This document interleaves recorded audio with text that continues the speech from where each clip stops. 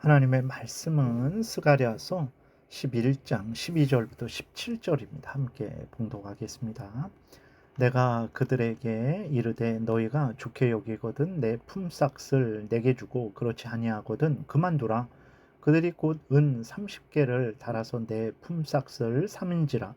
여호와께서 내게 이르시되 그들이 나를 헤아린 바 그 삭슬 토기장이에게 던지라 하시기로 내가 곧 그 은 30개를 여호와의 전에서 토기장이에게 던지고 내가 또 연합이라 하는 둘째 막대기를 꺾었으니 이는 유다와 이스라엘 형제의 의리를 끊으려 함이었느니라.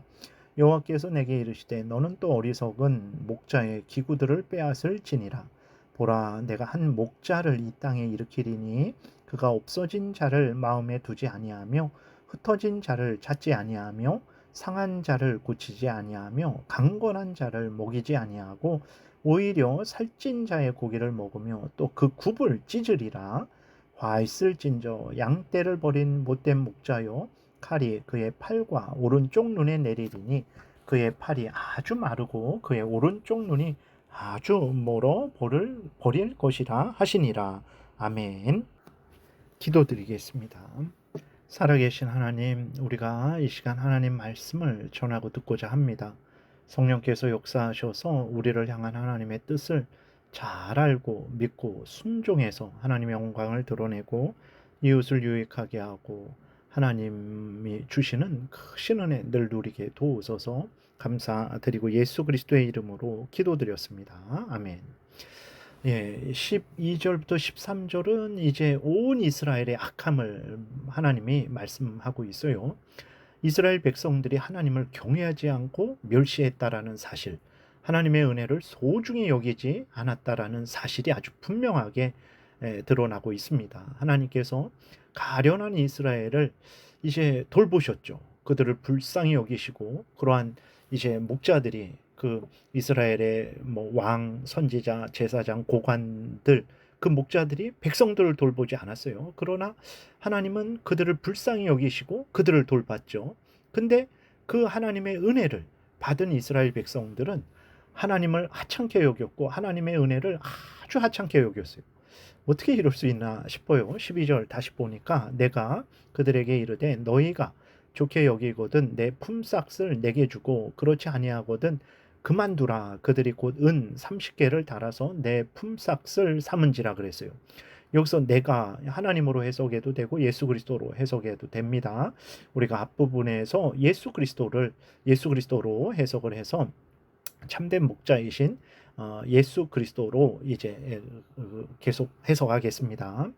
12절에 이제 그들에게 이르되, 다시 말해서 예수 그리스도가 이스라엘 백성들을 돌보셨어요. 근데 그 온 이스라엘 백성들에게 말씀을 하신 거죠. 내가 너희들을 돌본 그 값을 한번 너희들 매겨봐라, 이렇게 말씀을 하셨어요. 그랬더니 이스라엘 백성들이 어떻게 했습니까? 그 예수 그리스도의 돌봄의 은혜, 그 구원의 은혜를 은 30으로 매겼어요. 은 30은 아주 하찮은 값을 말하는 것입니다. 그러니까 예수 그리스도와 예수 그리스도의 은혜를 예수 그리스도로부터 말미암아 바벨론에서 돌아왔죠. 이제 그들이 평안하게 살았죠. 대적들의 위협에서 벗어났죠. 그들의 영육간의 은혜를 얻었습니다. 그런데 그 값을 은 30으로 친 거예요. 아주 하찮게 여긴 것입니다. 신약에서도 유대인들이 예수 그리스도를 아주 하찮게 여겼죠. 가롯 유다가 예수님을 대제사장들에게 넘길 때 이제 얼마를 주겠느냐 묻죠. 그랬더니 대제사장들이 은 30을 달아줘요. 근데 그 은 30이 그 조그만 밭을 하나 살 수 있는 정도의 값이었어요.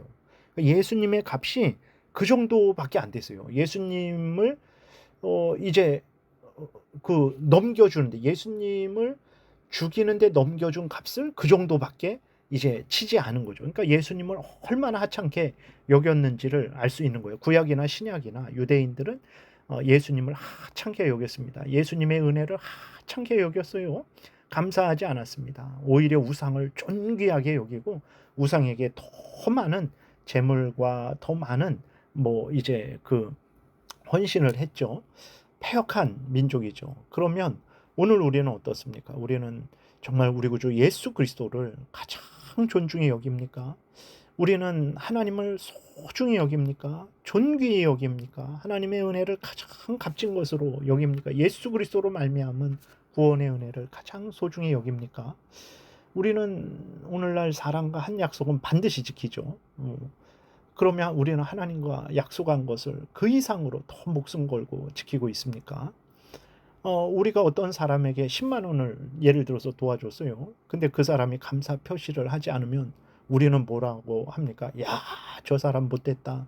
도와줄 가치가 없다. 은혜를 모른다. 다시는 도와주나 보라. 우리는 그러잖아요. 하나님으로부터 우리는 생명을 받았습니다. 구원을 받았어요.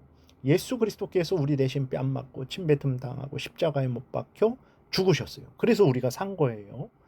그러면 이 예수 그리스도로 말미암은 이 구원의 은혜를 우리는 소중하게 여기고 감사와 영광과 찬송을 돌립니까? 유대인들만 예수 그리스도와 그 예수 그리스도로 말미암은 은혜를 하찮게 여깁니까? 우리는 하찮게 여기지는 않습니까? 우리가 우리 자신을 돌아봐야 되는 거죠. 이스라엘의 참된 목자이신 예수 그리스도는 이제 예수 그리스도를 배척한 하찮게 여긴 유대인들을 향해 공의의 형벌을 내리시죠. 13절에 여호와께서 내게 이르시되 그들이 나를 헤아린 바 그 삭슬 토기장이에게 던지라 하시기로 내가 곧 그 은 30개를 여호와의 전에서 토기장이에게 던지고 예수 그리스도의 진노의 표시죠. 예. 14절 그 어떤 형벌을 내리십니까? 내가 또 연합이라 하는 둘째 막대기를 꺾었으니 이는 유다와 이스라엘 형제의 의를 끊으려 함이었느니라. 남유다 북이스라엘이 서로 하나가 되어서 한 하나님의 백성으로서 함께 하나님의 영광을 드러내는 거 그거 은혜입니다. 근데 하나님이 그 은혜를 제거하시겠다라는 거죠. 여러분, 하나님의 은혜가 있어야 서로 연합하고 화목한 거예요. 하나님의 은혜가 없으면요, 분열과 반목이 있습니다. 사탄이 주장하게 되죠. 여러분, 내 마음속에 어떤 성도들에 대한 사랑과 화목이 있습니까? 아니면 내 마음속에 분열과 시기와 질투와 증오가 있습니까? 예. 내 안에 그러한 분열과 반목과 시기와 증오와 질투가 있다면 즉시로 회개해야 됩니다. 하나님의 은혜가 있으면 화목하고 연합됩니다.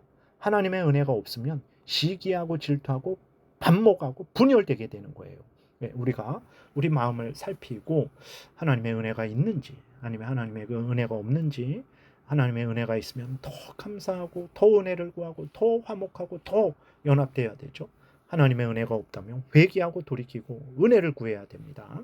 15절부터 이스라엘이 악한 목자의 지배를 당하게 될 것을 또 말씀하시죠. 15절에 여호와께서 내게 이르시되 너는 또 어리석은 목자의 기구도를 빼앗을지니라. 이것은 이제 하나님이 스가랴에게 악한 목자들의 모습을 해보라는 거예요. 그러니까 하나님이 이제 이스라엘 백성들에게 악한 목자를 세우실 것임을 말씀하는 거죠. 그러니까 예수 그리스도가 참된 목자로서 이스라엘을 돌보셨는데 그것을 배척하고 싫어했잖아요. 그러니까 그러면 너희들이 원하는 악한 목자의 지배를 한번 받아봐라. 이렇게 하나님이 징계하시는 거죠. 16절에 보라 내가 한 목자를 이 땅에 일으키리니 그가 없어진 자를 마음에 두지 아니하며 흩어진 자를 찾지 아니하며 상한 자를 고치지 아니하며 강건한 자를 먹이지 아니하고 오히려 살찐 자의 고기를 먹으며 또 그 굽을 찢으리라.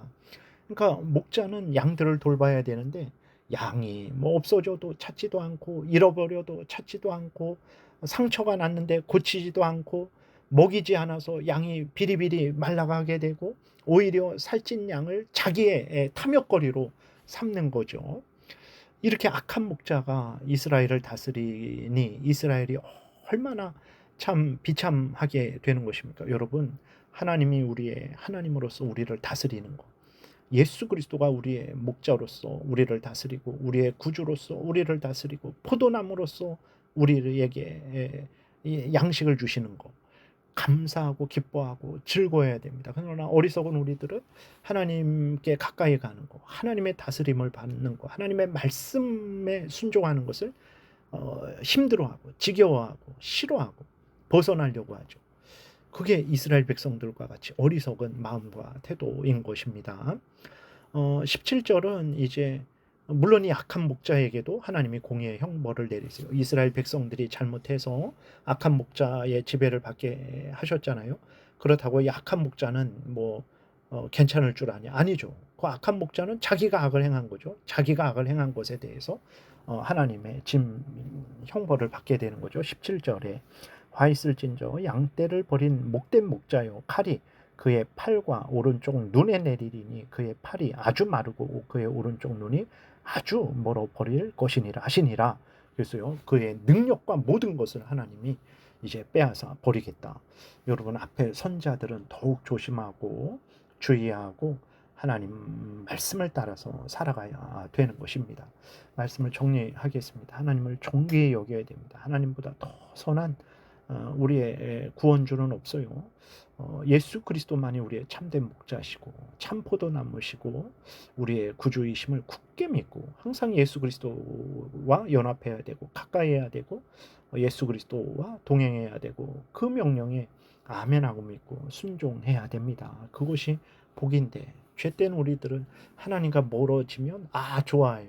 그 정말 나쁜 아주 지금 상태이고 사탄 마귀의 이제 유혹을 받는 상태입니다. 회개하고 돌이켜야 되겠습니다. 기도드리겠습니다.